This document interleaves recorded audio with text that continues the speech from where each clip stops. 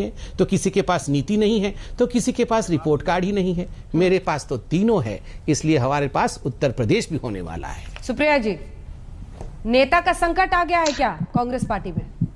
UP में कमान कौन संभालेगा? क्या ये खबर सही है कि 16 जुलाई को प्रियंका गांधी जाएंगी लखनऊ और उसके बाद वो प्रचार की शुरुआत करेंगी? क्या एक वैक्यूम नहीं दिख रहा है इस वक्त? मुझे कभी कभी हंसी आती है, और हंसी इसलिए आती है, आपने सवाल किया कि बाकी जिले भी इंतजार कर रहे हैं। बाकी जिले नहीं इंतजार कर रहे हैं, पूरा देश इंतजार कर रहा है।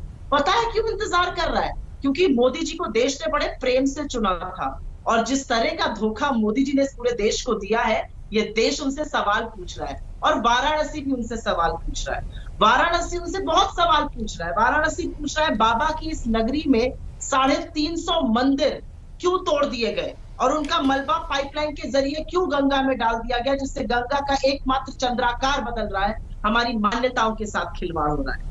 वाराणसी ये पूछ रहा है कि क्यों पूर्वांचल के 10 जिले, जिसमें वाराणसी भी शामिल है, वहां पर एक सप्ताह में 50% वैक्सीनेशन गिर गया है। वाराणसी में मात्र 1000 लोगों का वैक्सीनेशन हो रहा है अभी। ये वाराणसी प्रधानमंत्री मोदी से पूछना चाहता है। वाराणसी पूछना चाहता है कि तीसरी कोरोना की वेव दस्तक दे रही है दरवाजे पर, कहां है वो आईसीयू, कहां है वो वेंटिलेटर। वाराणसी जानना चाहता है कि राजन मिश्रा जी की मौत क्यों हो गई। वाराणसी जानना चाहता है कि चन्नूलाल मिश्रा जी जो प्रधानमंत्री मोदी के प्रस्तावक थे, उनकी बेटी के मौत के साथ खिलवाड़ कैसे हुआ, कैसे पैसे की वसूली करी जा रही थी वाराणसी में, किस तरह से व्यवस्था पूरी तरह से चरमरा चुकी थी, कोई अस्पताल ही नहीं था, कोई ऑक्सीजन ही नहीं था। और राजन मिश्रा जी की तो बिना ऑक्सीजन के इस देश में बात हुई। ये सारे सवाल पूछेगा, लेकिन वाराणसी और भी पूछ रहा है। वाराणसी पूछ रहा है कि सीवर व्यवस्था जो थी वो ध्वस्त होकर और खत्म क्यों हो गई, क्यों कूड़ों का ढेर वो शहर बन गया, क्यों गंगा का चंद्राकार बदल रहा है। एक मिनट, मैं पहली बात बोलूं फिर आप बोलिएगा। वाराणसी ये भी पूछेगा कि भाई आपने बड़ी फैसिलिटीज कही थी, आपने कहा था माँ गंगा ने मुझे बुलाया है, उस माँ गंगा के आंचल में जब लाशें तैर रही थी तो मोदी जी आपके मुंह पर पट्टी क्यों बंधी थी?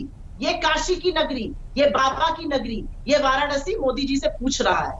आप कितने भी घंटे बजा लीजिए, जो ईश्वर है ना वो सब देखता है, और ईश्वर के बनाए हुए बंदे सब देख रहे हैं, और वो मोदी जी से सवाल सुप्रिया जी आपने सुना ही नहीं है, मेरा सवाल सुना ही नहीं, या जानबूझ के किनारा कर लिया?